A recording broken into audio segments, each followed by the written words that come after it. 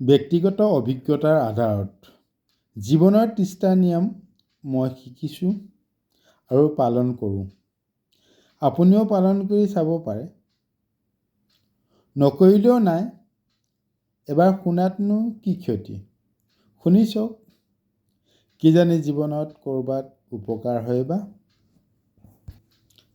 চাওঁচোন আহক, কিনো এইবোৰ অভিজ্ঞতা। 1. যিকোনো মূল্যৰ বিনিময়ত হ'লেও নিজৰ জীৱনৰ শান্তি ৰক্ষা কৰক। আনৰ সংগতকৈও নিজৰ সংগ উপভোগ কৰিবলৈ শিকক বা চেষ্টা কৰক।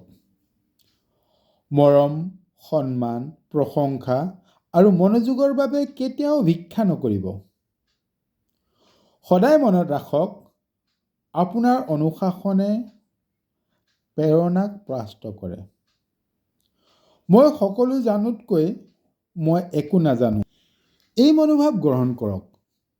শিকিবলৈও লাজ নালাগে, ভুললৈও ভয় নালাগে।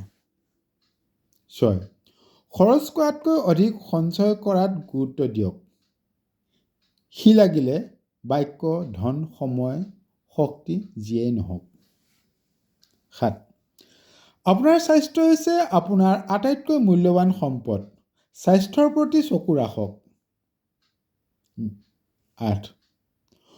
সকলোৱে আপোনাৰ ওচৰলৈ অহাৰ যোগ্য নহয়, ঠিক সেইদৰে আপুনিও সকলোৰে ওচৰলৈ যোৱাৰ যোগ্য নহয়। কথাষাৰ মনত ৰাখক। 9. বিফলতাই হৈছে সফলতাৰ চাবিকাঠি। 10. দয়ালু হওক, কিন্তু সীমা চেৰাই দয়ালু নহ'ব। মানুহে কোমলতাক দুৰ্বলতা বুলিহে ব্যাখ্যা কৰিব। 11. জীৱনৰ বাবে কেৱল ধন সম্পদেই যথেষ্ট নহয়, জীৱনৰ উদ্দেশ্য উপলব্ধি কৰক। 12. কথাতকৈ কৰ্মৰ ওপৰত বেছিকৈ গুৰুত্ব দিয়ক, কিন্তু কৰ্মৰ নামত অতিব্যস্ততাৰ অভিনয় নকৰিব। 13. যিমানে উচ্চতালৈ বা যিমানে উন্নতি বা অগ্ৰগতিৰ পথত আগুৱাই নাযাওক কিয়, বা যিমানে আপুনি সফল নহওক কিয়, নম্ৰ হৈ থাকক। 14. আৰামতকৈ বিকাশৰ ওপৰত গুৰুত্ব দিয়ক। নিজক বিকশিত কৰিলে আৰাম নিজে আহিব। 15. আপুনি ক'ৰ পৰা আহিছিল বা আপোনাৰ সৃষ্টিৰ আৰম্ভণি ক'ত, সেই কথা আপুনি কেতিয়াও পাহৰি নাযাব। 16. সময় আপোনাৰ আটাইতকৈ মূল্যৱান সম্পদ। এই সম্পদৰূপী সময়ক বুদ্ধিমানৰ দৰে খৰচ কৰক। 17.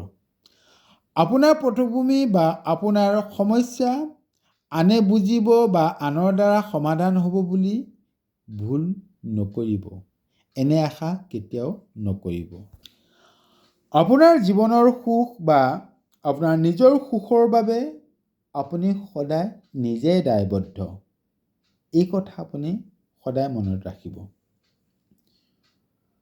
নিজৰ জীৱনৰ বা আপোনাৰ জীৱনৰ লক্ষ্য বা উদ্দেশ্য ব্যক্তিগতভাৱে ৰাখক। আপোনাৰ সফলতাই আপোনাক ৰাজহুৱা কৰিব।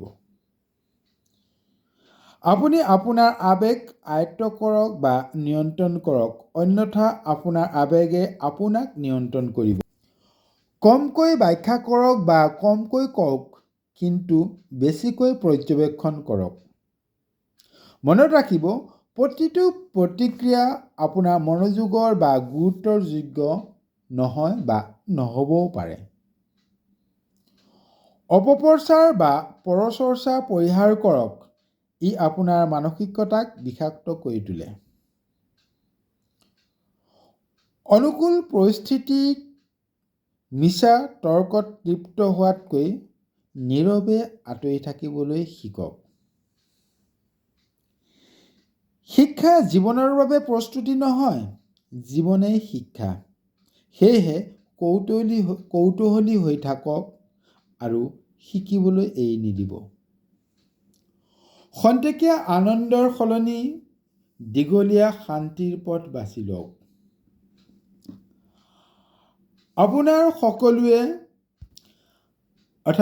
আপোনাক সকলোৱে আপোন বুলি নাভাবিবও পাৰে, কিন্তু আপোনাৰ মনোভাৱে আপোনাৰ চৌপাশৰ পৰিৱেশ আকৰ্ষণ কৰে।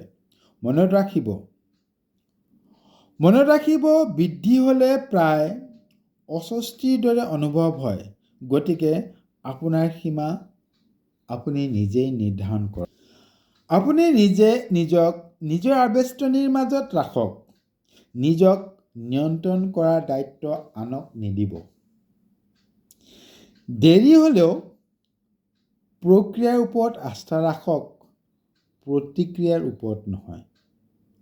মই মানি চলিবলৈ প্ৰয়াস কৰিছোঁ বা কৰি আছোঁ। আহকচোন আমি সকলোৱে মানি চলোঁ। ধন্যবাদেৰে।